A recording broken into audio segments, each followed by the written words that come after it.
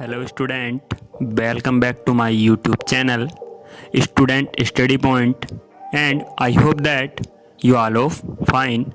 So let's move on to a new topic which is to be just discussed today.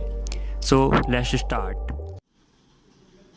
Hello student, देखिए बात कर रहे थे twelfth class से second chapter electrostatic potential and capacitance, स्थिर वैद्युत विभव तथा धारिता। ठीक है, अब देखिए सबसे इम्पोर्टेंट पार्ट ये है कि वैसे तो देखिए इससे पहले हमने बात की थी यहाँ कुछ और टॉपिक्स के बारे में। ठीक है, जैसे पोटेंशियल निकालना सीखा था हमने। ठीक है, और पोटेंशियल के बाद हमने एक्सेल और इक्वेटोरियल पॉइंट पे भी देखा था कि कैसे पोटेंशियल निकालते हैं। जो हमारे पास समविभव पृष्ठ था, ठीक है, उसकी भी हमने बात की थी इक्विपोटेंशियल सरफेस की। तो अब उसके बाद देखिए बात करते हैं एक ऐसी चीज की कि जो आपके लिए बहुत ज़्यादा इम्पोर्टेंट है। तो टॉपिक है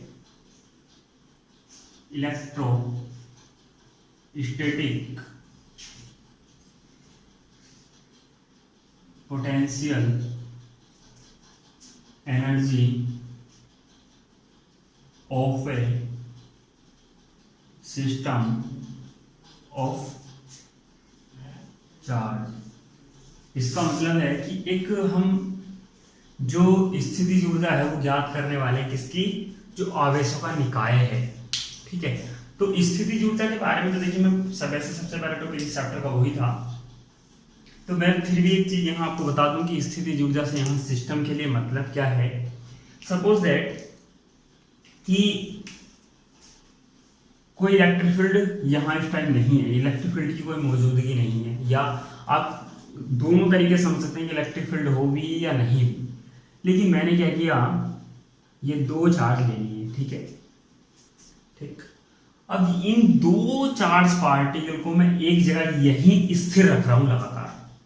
ठीक है, तो मुझे ऐसा करने के लिए कुछ तो वर्क करना पड़ रहा होगा, कुछ तो एनर्जी लॉस हो, कुछ जो वर्क किया होगा इस सिस्टम को बनाने के लिए। या आप चलिए दो की जगह चार मान लीजिए, तीन मान लीजिए, जो मर्जी उतने मान लीजिए, कोई फर्क नहीं पड़ता कितने। ठीक है, तो अगर आप चार भी मान के चलते हैं तो इन चारों को इस पोजीशन में रखने के लिए कुछ तो वर्क करना पड़ रहा है। ठीक है, यही जो वर्क है, यही वर्क हमारे पास इलेक्ट्रोस्टैटिक पोटेंशियल एनर्जी या इलेक्ट्रिक पोटेंशियल एनर्जी होगी। ठीक है, ये चीज ध्यान रखिए आपकी। मैं क्या कह रहा हूं, देखिए मैंने बोला किसी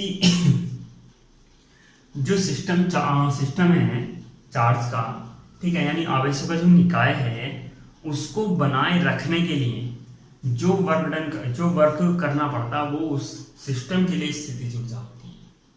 ठीक, क्लियर हो गया। तो अब आपको ये पता लग गया कि सिस्टम के लिए स्थितिज ऊर्जा से क्या तात्पर्य। अब देखिए हम ऐसा बोलते हैं कि किसी सिस्टम की जो उसकी पोजीशन कारण स्थितिज ऊर्जा है उसमें निहित ऊर्जा है वो क्या कहलाती है, या जो उसमें कार्य करने की क्षमता वो क्या कहलाती है, स्थितिज ऊर्जा कहलाती है। लेकिन मैंने आपको एक सिंपल चीज बताई कि मैंने अगर कोई निकाय बनाया है आवेशों का, तो इस निकाय को बनाए रखने के लिए जो कार्य करना पड़ रहा है, इस निकाय को बनाने के लिए जो कार्य करना पड़ा वो इसकी स्थितिज ऊर्जा होगी। ठीक है, आगे देखिए। तो मैंने क्या किया, अब यहाँ देखिए दो तरह की कंडीशन। मैंने स्टार्टिंग में बोला कि आप इलेक्ट्रिक फील्ड यहाँ मान भी सकते हैं और नहीं भी मान सकते। मैंने ऐसे बात की कि जब मैं देखिए बनाने का मतलब ये है कि जैसे मैंने अगर मान लिया ये ए और ये बी और ये कोई सी पॉइंट ले लिया। ठीक है, इन पे चार्जेज रखे हुए हैं Q1 Q2 Q3, आप डी भी ले सकते हैं, कोई दिक्कत नहीं है। ठीक है, Q3, क्लियर हो गया। तो अब ये जो तीन चार्जेस हैं, ठीक है, तो इन तीन चार्जेस में अगर आप लेकर आए हैं, इन तीन चार्जेस को लेकर आए हैं, तो सबसे पहले किसी ना किसी को तो लेकर आए होंगे, चाहे ए लेकर आए हो, चाहे बी लेकर आए हो, चाहे तो थर्ड वाला सी लेकर आए। यानी कहने का मतलब ये है, अगर देखिए एक आप ये समझ के चलिए कि मुझे तीन आवेश यहां लाने थे, तो ऐसा मैंने क्या किया, मैंने सबसे पहले क्या किया कि पहले ए को लेके आया, फिर यहाँ बी को लाया, फिर यहाँ सी को लाया। तो मैं एक प्रोसेस की बात कर रहा हूँ, मैंने इस तरह का एक प्रोसेस अपनाया, ठीक है। अब ये क्या बन गया, एक सिस्टम बन गया। अब इस सिस्टम को लाने में जो कार्य किया गया उसी को हम क्या बोलते हैं, स्थितिज ऊर्जा बोलते हैं, ठीक है। क्या बोलते हैं, स्थितिज ऊर्जा। अब देखिए, तो अगर मैं बात करूँ कि यहाँ भी पॉजिटिव क्यू है, यहाँ पॉजिटिव क्यू है, यहाँ पॉजिटिव क्यू है, ठीक है। तो अब बात करते हैं, देखिए नेक्स्ट की क्या है आगे, ठीक है। अब कहानी ये है कि अगर मैं एक ऐसी कंडीशन की बात करूँ कि यहाँ जो एक्सटर्नल फोर्स है, ये एक्सटर्नल जो चलिए बाह्य लिखता हूँ, बाह्य वैद्युत क्षेत्र है, ठीक है, वैद्युत क्षेत्र वो क्या हो, अनुपस्थित हो, यानी अनुपस्थित हो कि अनुपस्थिति, बाह्य वैद्युत क्षेत्र की यदि अनुपस्थिति में लेकर चलता हूँ तब की मैं बात कर रहा हूँ। तो आप ये समझ के चलिए, जब यहाँ बाह्य वैद्युत क्षेत्र है ही नहीं, तो बाह्य वैद्युत क्षेत्र नहीं है, तो इसका मतलब यहाँ कोई चार्ज नहीं है, ठीक है, ठीक है। यहाँ कोई पहले से इलेक्ट्रिक फील्ड नहीं था, तो यहाँ कोई फोर्स भी नहीं होगा। तो आप ये समझ के चलिए कि यहाँ इस टाइम जो किया गया कार्य होगा वो कितना होगा, 0 होगा। कितना होगा, ठीक है। यानी जो ए पॉइंट पर जब हम स्टार्टिंग, देखिए मैं ये बात नहीं कर रहा हूँ कि मैं अगर ए को पहले लाया तो आप ए को पहले लाइए, बी को भी पहले ला सकते हैं, सी को भी पहले ला सकते हैं, लेकिन यदि बाह्य क्षेत्र की अनुपस्थिति है तो आप जो कार्य स्टार्टिंग में करेंगे वो, यानी जो पहले वाले चार्ज को लाने में आपको कार्य करना पड़ा वो कितना होगा, 0 होगा। कितना होगा, 0, ठीक है। तो देखिए कितना था W, हमें कार्य करना पड़ा 0। अब क्यों, इसका भी रीजन बता देता हूं। देखिए W बराबर होता क्या है, W बराबर होता है Q इंटू ए V। मान लिया अगर हम V इसकी बात करते हैं तो देखिए एक चीज यहाँ देखिए कि जब ये दोनों चार्जेज यहाँ नहीं हैं तो यहाँ इलेक्ट्रिक फील्ड की अनुपस्थिति है। इलेक्ट्रिक फील्ड क्या है, 0 है इलेक्ट्रिक फील्ड, ठीक है। तो जब इलेक्ट्रिक फील्ड नहीं है तो यहाँ पोटेंशियल भी कितना होगा, 0 होगा। इलेक्ट्रिक फील्ड भी, जब इलेक्ट्रिक फील्ड 0 है तो पोटेंशियल भी कितना होगा, 0 होगा। और जब पोटेंशियल 0 है तो इसका मतलब कार्य भी कितना होगा, 0 के बराबर होगा, ठीक है। ये किसके लिए है, केवल किसकी मैं बात कर रहा हूं, जब हम फर्स्ट टाइम में क्या लेकर आए हैं, ए वाले पॉइंट पर आवेश को लेकर आए हैं, ठीक है। अब इसको देखिए, नीले से इसकी कैलकुलेशन किया तो मैं इसको ब्लू से ही रिप्रेजेंट कर देता हूं। ए पॉइंट पर क्यू आवेश की बात कर रहे हैं, कब, जब अनंत से यहां लाया गया, ठीक है। अब दूसरे की मैं बात करूं तो दूसरा आवेश की मैं बात कर रहा हूं कि मैं एक बी पॉइंट है, यहां इसको क्या लाया हूं कि यहां पर एक आवेश लाया हूं Q, सेम चार्ज लाया हूं, या आप समझते हैं कि Q चार्ज का ही एक पार्टिकल में लाया हूं, ठीक है। अब देखिए जैसे ही यहाँ एक, अब देखिए जब ये चार्ज आएगा, यानी देखिए मेरा कहने का मतलब केवल A और B से नहीं है, मेरा कहने का मतलब है जब आप फर्स्ट चार्ज ऐसी कंडीशन में लाएंगे तो वैल्यू होगी कार्य करने में 0, चाहे आप B वाले पॉइंट को लाते पहले, चाहे आप A वाले पॉइंट पे लाइए पहले, ठीक है। अब लेकिन जब आप दूसरे वाले आवेश को ला रहे हैं निकाय बनाने के लिए, तो आप ये देखिए एक ये वाला जो चार्ज है ये यहाँ पहले से उपस्थित है, तो इलेक्ट्रिक फील्ड जनरेट कर चुका होगा, यानी इलेक्ट्रिक फील्ड उत्पन्न कर चुका होगा, और इस पर इसके कारण इफेक्ट दिखाई देगा आपको, ठीक है। तो क्या दिखाई देगा, अगर मैं बात करता हूँ बी वाले पॉइंट की, तो आप W अगर निकालेंगे तो ये आ जाएगा Q इंटू VV, यानी यहाँ जो VV की वैल्यू होगी वो कितनी होगी वो आप फाइंड कर सकते हैं, यानी ये आप आ जाएगी आपकी Q into 1/4 pi epsilon 0 into Q upon R, ठीक है। R का मतलब ये वाली दूरी में R1 मान लेता हूँ, ठीक है। इन दोनों के बीच में जो डिस्टेंस है वो कितनी है, R1 में मान के चलता हूँ, ठीक है।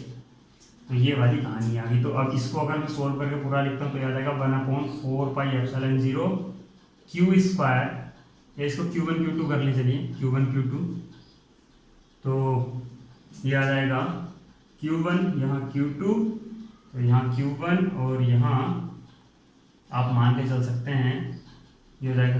तो देखिए Q1 Q2 हो गया, और जब वो Q1 है यहाँ Q2 है, B वाले पॉइंट पर Q2 है, तो ये हो जाएगा कितना,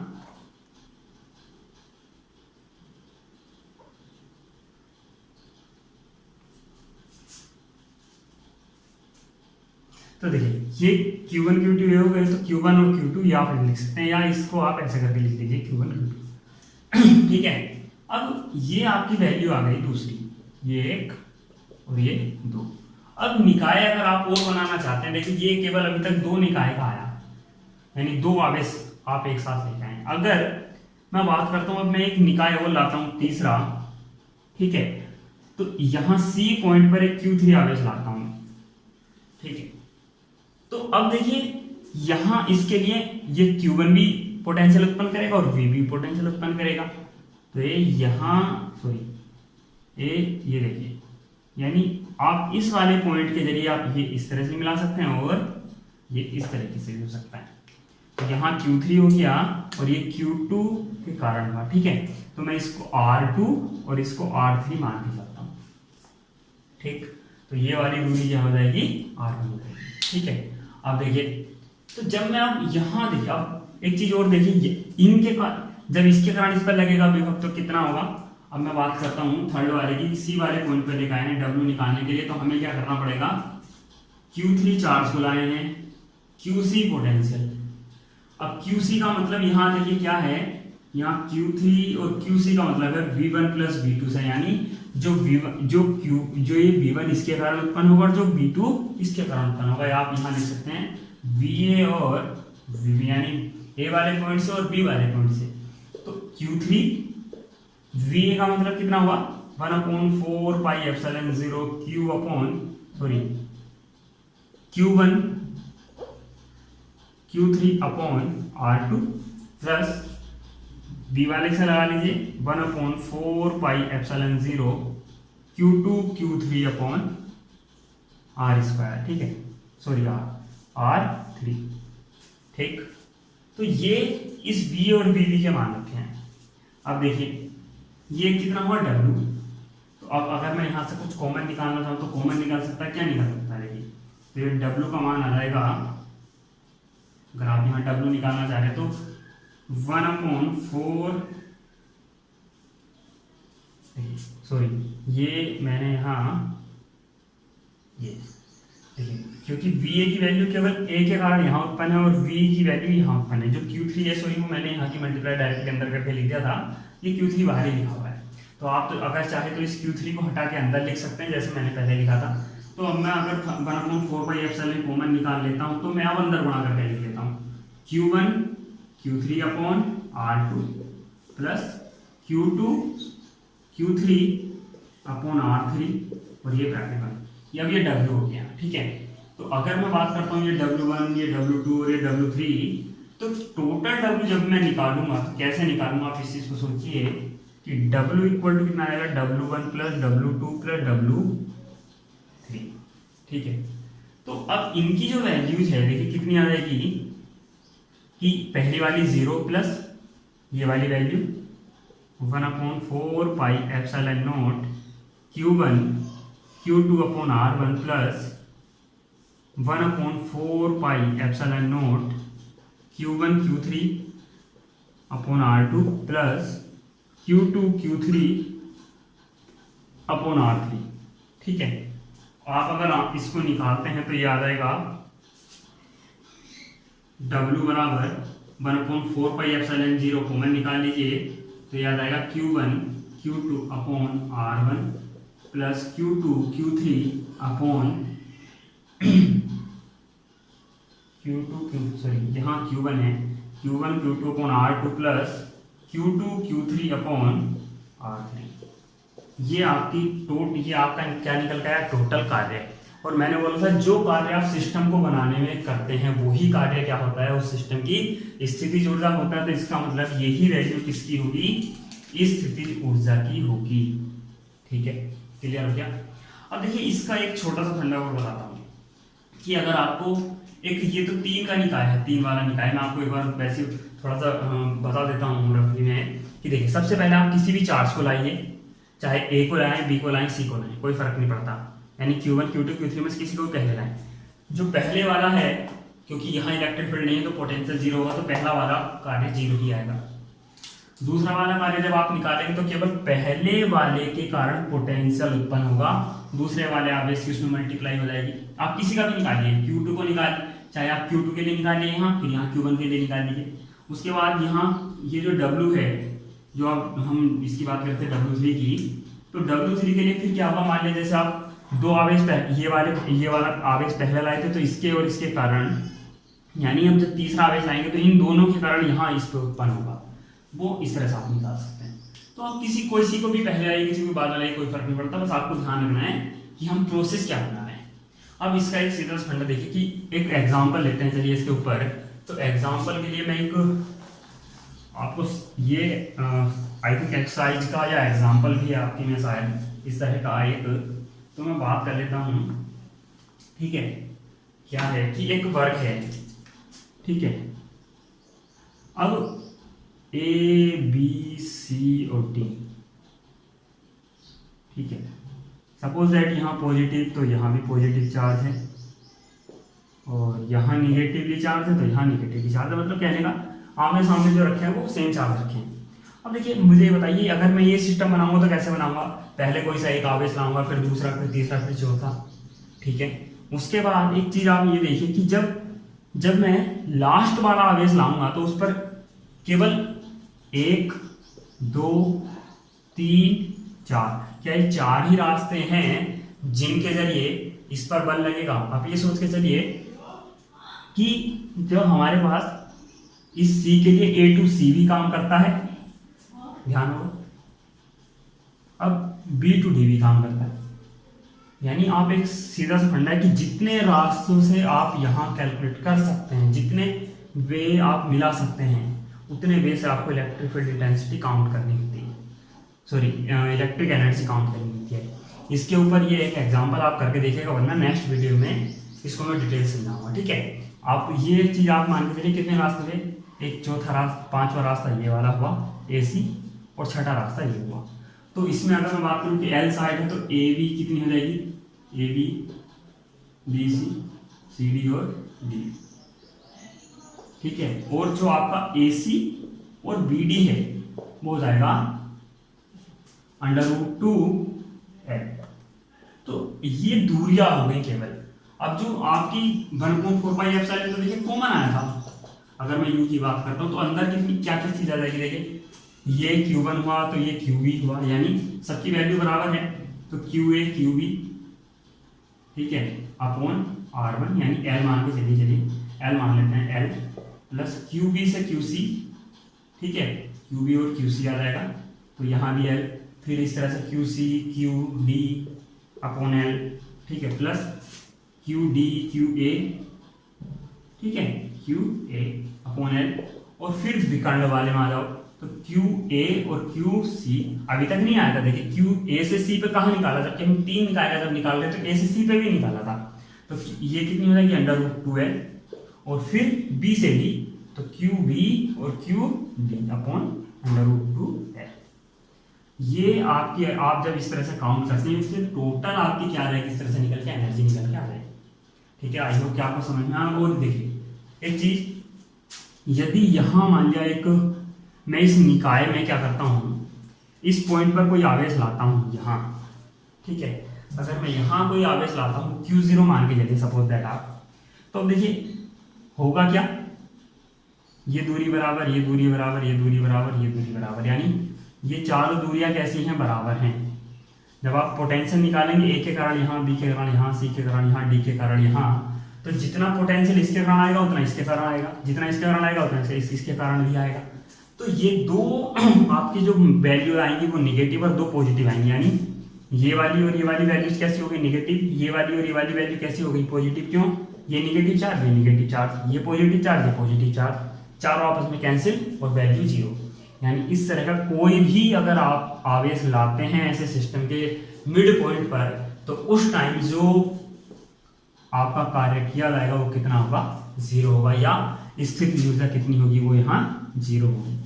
ठीक है, क्लियर हो गया। सो आई होप कि आपको ये कंसेप्ट समझ में आया हो। अगर नहीं आया तो इस एग्जाम्पल के लिए आप कमेंट्स में बता दीजिएगा, नेक्स्ट वीडियो में इसको दोबारा से रिपीट कर देंगे। So thank you for watching.